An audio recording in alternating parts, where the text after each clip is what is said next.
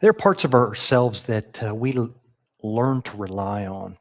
The part that pushes, the part that controls, the part that refuses to quit, the part that figures it out when everyone else is looking for answers. And for many leaders, those parts have always worked. They built careers, companies, teams, reputations, success. So we reward them, we strengthened them, and eventually we started calling them leadership. But after more than 25 years of conversations with CEOs, founders, board members, investors, and executive leaders, I've started asking a very different question. What happens when the version of you that created your success becomes the very thing standing in the way of who you're becoming? Because sometimes the hardest thing for a successful leader to let go of, it isn't the company, it isn't the title, it isn't control, it's the person they had become to get there. And that is where today's conversation begins. Welcome to Quick Tips from the C-Suite. I'm Travis Thomas, one of the founders of Thomas & Taylor Search Partners and Thomas & Taylor Partners Holdings. This isn't a podcast about leadership theories. It's about the moments that quietly shape leaders, the conversations few people ever hear, the questions few people ask, and the truths that often reveal themselves only after decades of experience. My hope today is very simple, that somewhere in today's conversation, you recognize something in yourself. Because today's conversation isn't really about becoming a better leader. It's about something much harder.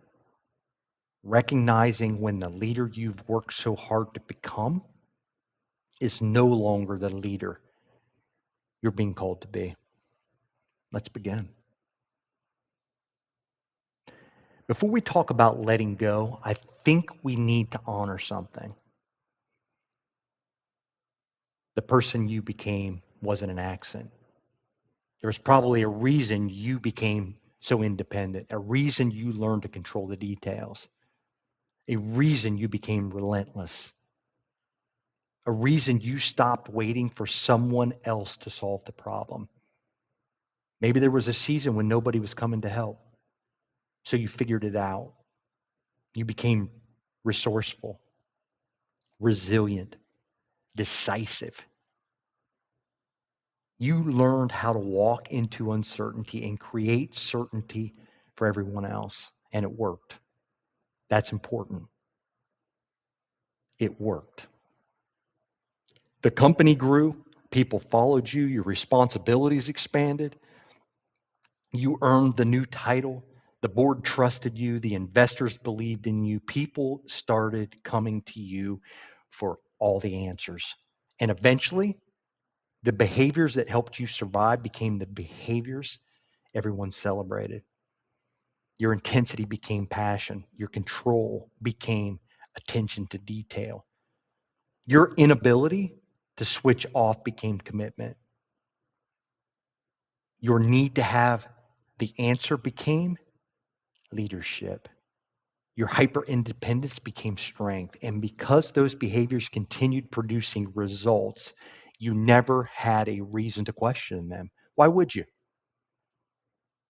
That's one of the greatest paradoxes of leadership. We rarely question the parts of ourselves that are still being rewarded. And success is an extraordinary reward system. It tells us, keep going. Whatever you're doing is working. Become more of this. So we do. And year after year, we reinforce the identity until eventually we don't simply behave that way anymore. We become that person, the fixer, the projector, the performer, the one who never needs help. It's one of my favorite. The one who carries everything, the one everyone depends on. And somewhere along the way, something very subtle happens. What began as a strategy for success becomes an identity, and identity is much harder to change than behavior. Because changing behavior asks, what should I do differently? Changing identity asks, who am I if I don't do this anymore? That's a very different question, because what happens when the CEO who built the company by controlling everything needs to trust? What happens when the founder who always had the answer needs to become curious? What happens when the leader who built their identity around being needed builds a team no longer needs them in the same way? What happens when the person who became successful by pushing harder discovers that the next chapter requires surrender? That's where leadership becomes deeply personal, because growth eventually asks every leader to do something success never prepared them for, to stop proving who they've been long enough to discover who they're becoming. And here's the part I don't think we talk about enough. That can feel like loss, even when it's growth. Because you're not simply changing how you lead, you're beginning to loosen your grip on the identity that brought you here. And before we judge that identity, I think we should thank it. It got you here. It protected you. It served you. It may have even saved you. But there comes a moment in every leader's evolution when gratitude and attachment have to become two different things. There is no choice. You can honor who you had to become without remaining that person forever. Because eventually the question changes. It's no longer, did this make me successful? It's, is this still serving the leader I'm becoming? And guess what? Many times that answer is no. Here's where this gets extremely uncomfortable, because the qualities that make someone extraordinarily rarely disappear when they're no longer needed. They intensify, actually. The decisive leader becomes more decisive. The independent leader becomes more independent. The leader who built everything through sheer force or will pushes harder. The leader who learned to control uncertainty tightens their grip. And from the outside, it can still look like leadership. And that's what makes this so difficult to see. I've spent years thinking about the difference between a strength and armor. And I think the difference is surprisingly very simple. A strength is something you can choose to use. Armor is something you no longer know how to take off. A strength is something you choose to use. Armor is something you no longer know how to take off. Think about that. There's nothing wrong with control until you can't trust without it. There's nothing wrong with independence until receiving help feels like weakness. There's nothing wrong with resilience until you no longer know how to acknowledge that something hurts. There's nothing wrong with being needed until your identity depends upon it. And there's nothing wrong with winning until losing threatens your sense of who you are. And there's certainly nothing wrong with strength until strength becomes the only version of yourself you're willing to let anyone see. And that's when strength becomes armor. And armor does something interesting. It protects us, but it also prevents us from being touched. It may be useful on a battlefield. It's incredibly dangerous in leadership because leadership requires contact with people, with truth, with uncertainty, with ourselves. And the more armor we carry, the harder that contact becomes. And I've watched this happen with extraordinarily successful leaders. The leader says, I trust my team, but every meaningful decision still comes through them. They say, I want people to challenge me. But the moment someone does, their nervous system responds before that leadership does. They become defensive, their voice changes, their body tightens, they explain, they justify, they correct. They're extremely unregulated in their central nervous system. And sometimes they don't even realize they're doing it, but everybody in the room does. And that's the part we often miss. People experience our leadership before we evaluate our leadership. They feel the tension, they notice the reaction, they learn the pattern, and eventually they adapt to it. That's how armor that once protected the leader begins shaping the entire organization. This is where conscious leadership becomes incredibly important because leadership isn't simply about managing our behavior, it's about becoming aware of what is driving the behavior. Why do I need control right now? Why does disagreement feel threatening? Why am I uncontrollable when someone else has the answer? Why do I need to be needed? Why does slowing down feel unsafe? Why does asking for help feel so difficult? Those aren't strategy questions, they're identity questions. And they're some of the most important questions that a leader can ask themselves. Because if we don't understand what drives us, eventually what drives us begins driving the organization. I'm going to read that again. If we don't understand what drives us,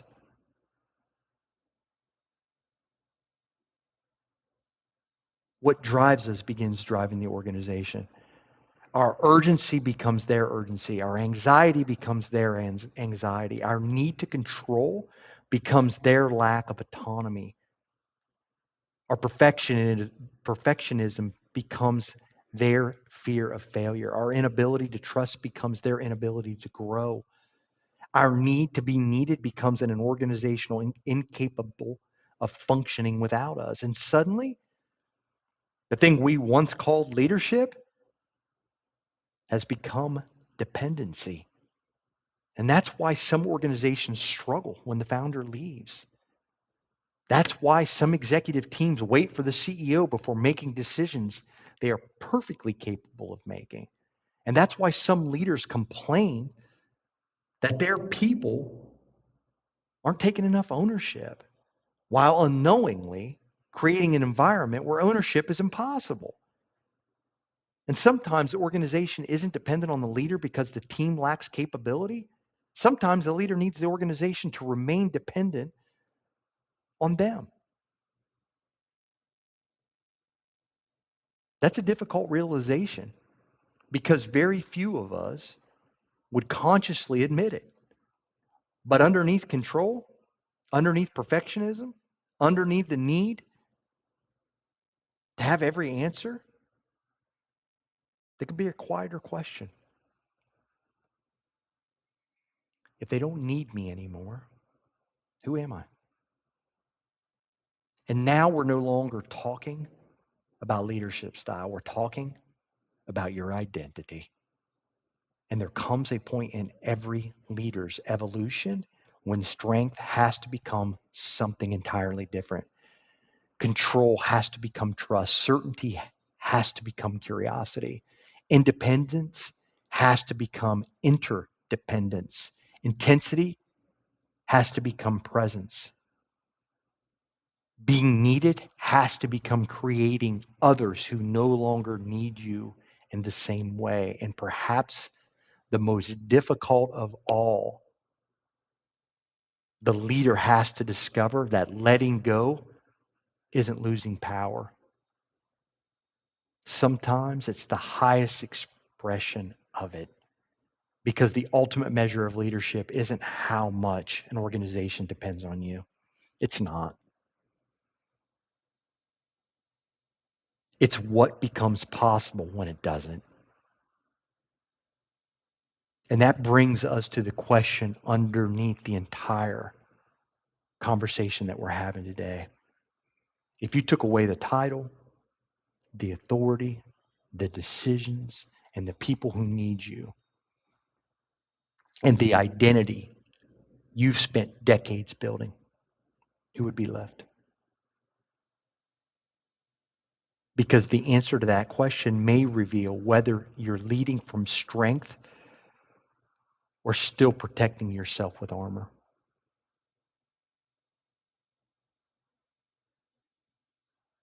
There's a question I believe every leader eventually has to confront, and it has nothing to do with strategy, nothing to do with revenue, nothing to do with the board, nothing to do with the company. It's much, much, much more personal. Who am I when no one needs me to be who I've always been? I know when you heard that, you clenched up a little bit. It's a difficult question because success doesn't simply change our circumstances. Success changes our identity. You spent years, decades, becoming somebody. The CEO, the founder, the president, the general manager, the partner, the person people call when something goes wrong.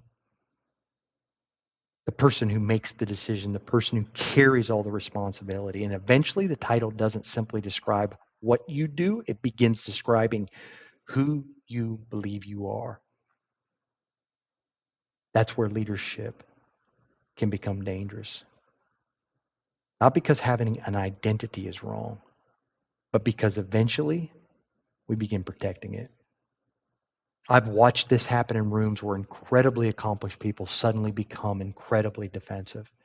Not because the idea being challenged was particularly important, because something underneath the idea was being challenged, their identity. And identity has a fascinating relationship with truth. When information supports who we believe ourselves to be, we welcome it.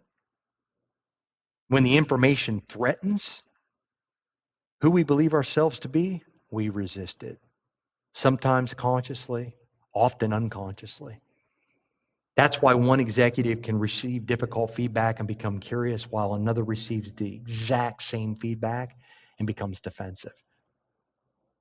The feedback isn't necessarily different. Their relationship to identity is.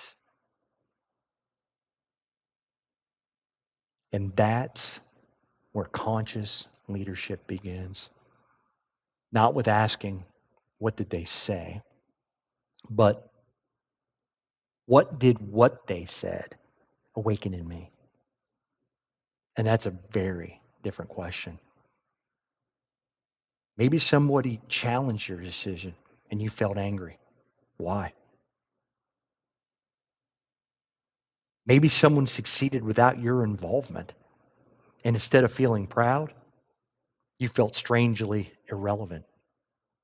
Ask yourself why. Maybe your team stopped coming to you for every answer, and instead of celebrating their independence, something inside you felt uncomfortable. Why? Maybe someone else became the smartest person in the room, and you noticed yourself trying to prove something. Ask yourself why. These moments are gifts. They're not failures. They're invitations, because our strongest emotional reactions often point directly toward the identities we're still protecting. I remember realizing this in my own leadership. There were seasons when I believed being valuable meant being needed. If I could solve the problem, I mattered. If I had the answer, I mattered. If people came to me, I mattered. And that can feel like leadership for a really long time. And it did for me until I started asking myself a much harder and deeper question. Was I developing people, or was I unconsciously developing their dependence on me? That question really hurt because I didn't particularly like the answer that I came up with. And that's the thing about self-awareness. Sometimes the breakthrough isn't discovering something new. It's finally becoming willing to see something you've known for a very long time. And there is a version of leadership where being indispensable feels like success. But I've come to believe indispensability can actually be one of the leadership's greatest failures. Because if everything requires you, you haven't built leadership, you've built dependency. If every decision requires you, you haven't created empowerment, you've created permission. If every problem eventually finds its way back to your desk, the organization hasn't scaled. You have. And there's a limit to how far that can go. The next evolution of leadership asks something very different. It asks you to become less necessary without feeling less valuable. I'm going to read that again. The next evolution of leadership asks something very different. It asks you to become less necessary without feeling less valuable. Less necessary without feeling less valuable. Let's sit in that one for a second. That's incredibly difficult for high performers because many of us spent our entire lives connecting value with contribution, with achievement, with recognition, with responsibility, with performance, and with being needed. So when leadership eventually asks us to step back, trust, delegate, listen, allow someone else to lead, something inside us can interpret that as loss. But maybe it isn't loss. Maybe it's evolution. And there comes a moment when the leader who's built everything has to stop asking, how much can I carry? And begin asking themselves, how much can I release? Not because they care less, because they trust more. Not because they become passive, because they become more present. Not because they're abandoning the responsibility, because they're finally allowing leadership to exist beyond themselves. And that's a profound transition from hero to steward, from control to trust, from being the answer to creating the environment where answers can emerge, from needing to be needed to finding fulfillment and watching others rise. And maybe that's one of the greatest tests of leadership. Can you celebrate a room that no longer revolves around you? Can you build leaders who challenge you? Can you create people who become better than you? Can you watch someone else to receive the recognition without needing any for yourself? Can you allow the organization to succeed without constantly reminding everyone how much of that success came through you? Can you disappear from the center without disappearing from yourself? That's the identity trap, because eventually every extraordinary leader has to choose. Keep protecting the identity that created the success, or become curious about the person waiting underneath it. And that transition requires something we don't talk about enough in leadership. Not confidence, not ambition, not discipline. Surrender. Not surrendering your standards, not surrendering your responsibility, not surrendering your ambition. Surrendering your attachment to who you thought you had to be.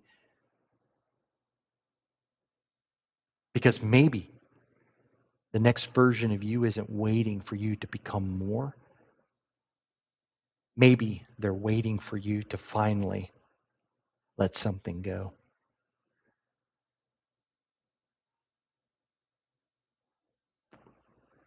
Surrender. It's probably not a word you hear very often in the boardroom. I actually giggle a little bit every time I've had to surrender. We talk about execution, discipline, accountability, performance, winning, control. But surrender? Surrender sounds like weakness, like giving up, like lowering the standard. And for most of my life, that's probably how I would have interpreted it too. I get it. I don't anymore. Because I've come to a belief there is a form of surrender that requires far more strength than control ever will. The surrender of needing to be right, the surrender of needing to have the answer, the surrender of needing everyone to understand you, the surrender of needing the recognition, the surrender of needing to control the outcome. And perhaps most difficult, the surrender of needing to remain the person you've always been. That's not weakness. That's freedom. I've watched extraordinary leaders spend enormous amounts of energy trying to control things that were never theirs to control.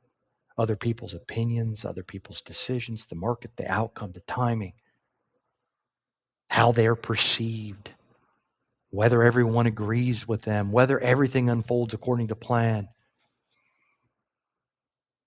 And I've done it too. You probably have too, because control gives us something incredibly seductive, the illusion of safety. If I can control enough, maybe nothing will go wrong. If I can anticipate enough, maybe I won't be surprised. If I can carry enough, maybe no one will be disappointed. And if I can perform well enough, maybe I'll finally feel like I'm enough.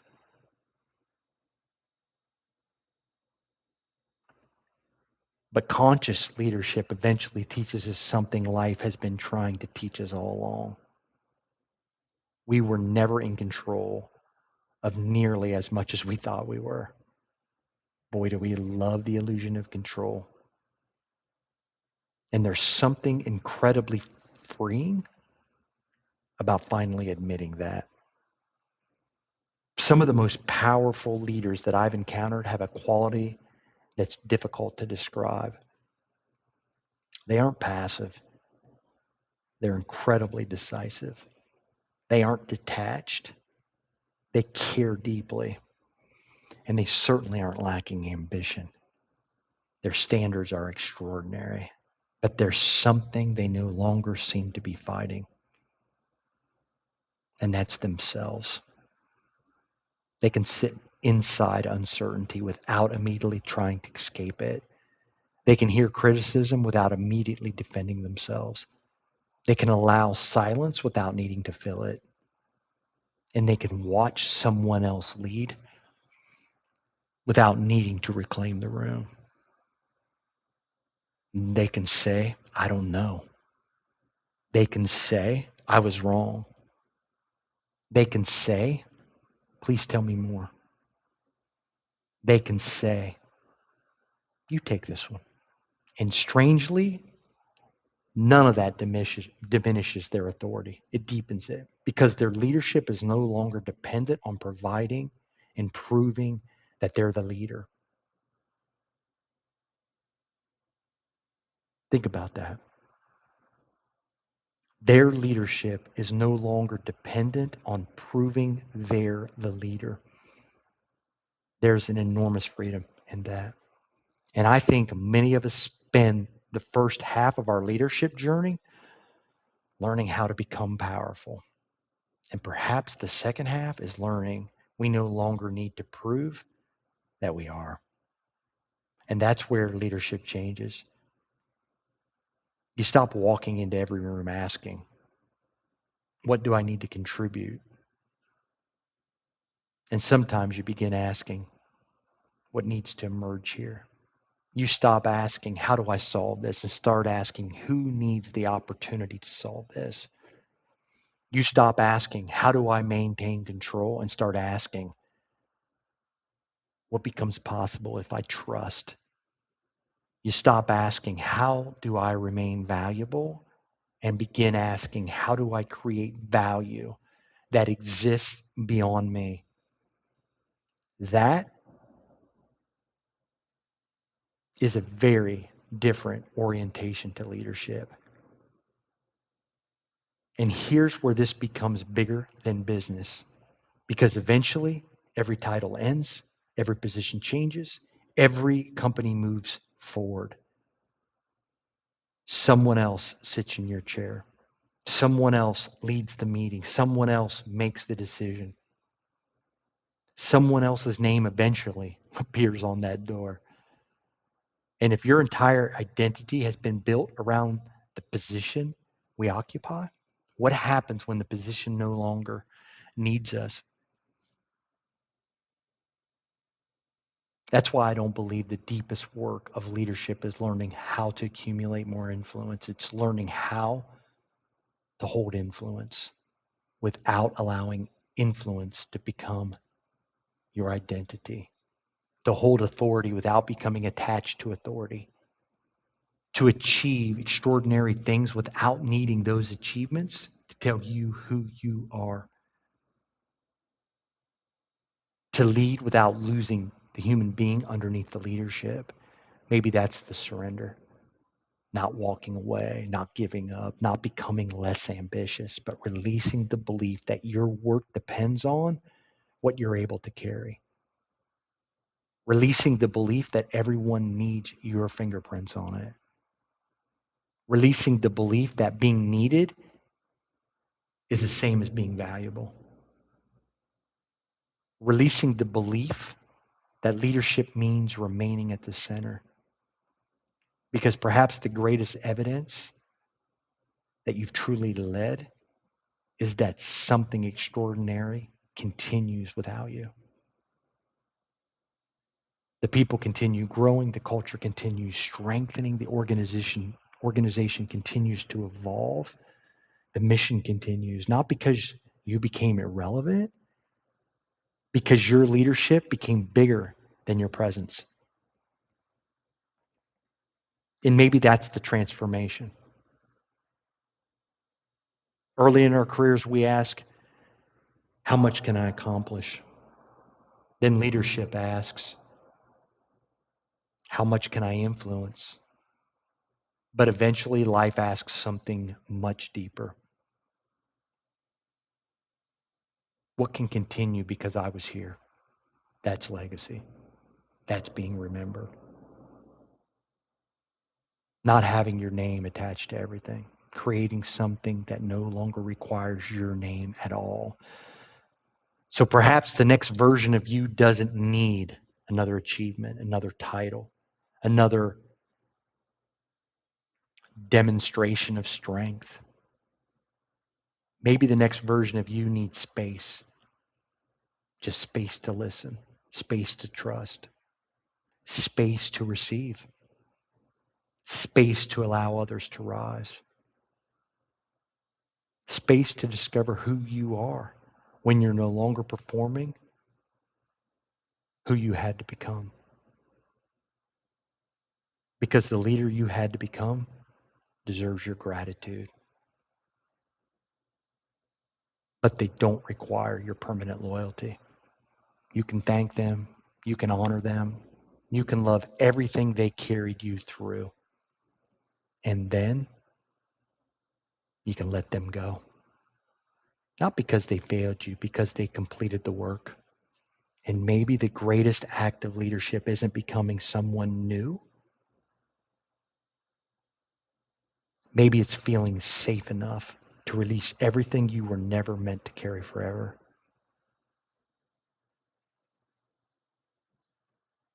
As we close today, I want to invite you to do something. Not for your company, not for your board, not for your executive team, for you. Think about the person you had to become to get here, the strength it required, the sacrifice, the resilience, the moments no one saw, the times you kept going when quitting would have been much easier. Honor that person. Seriously. Smile. Put your hand on your heart and honor that person. They deserve your gratitude. But then ask yourself something much harder. What if I don't need to be that person anymore? What if the control that once protected me is now preventing me from trusting? What if the intensity that once propelled me is preventing me from being present? What if the independence that once made me strong is preventing me from receiving? What if the need to be needed is preventing the people around me from becoming who they're capable of becoming? And what if the next evolution of my leadership isn't asking me to add anything? What if it's asking me to just let something go? I think we spend so much of our lives becoming successful, becoming respected, becoming accomplished, becoming the CEO, the founder, the president, the leader. We've seen it all. And maybe there comes a point in our leadership journey when becoming is no longer the work. Unbecoming is. Unbecoming the armor, unbecoming the performance, unbecoming the need for approval, unbecoming the need for control, unbecoming the identity we've spent decades convincing ourselves we have to protect, until eventually something quieter begins to emerge.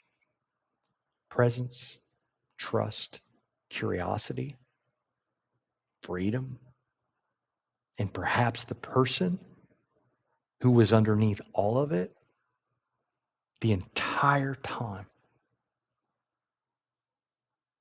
That's why I don't believe leadership is ultimately an outward journey. I believe leadership is all an inward journey.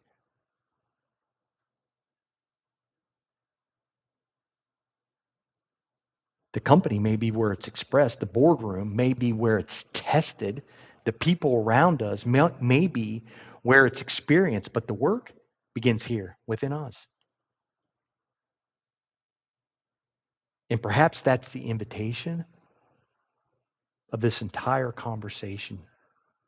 You don't have to reject the leader you had to become. You don't have to regret them. You don't have to fix them. Thank them. Honor them. And when the time comes, give yourself permission to outgrow them, because your future may not require a stronger version of your past.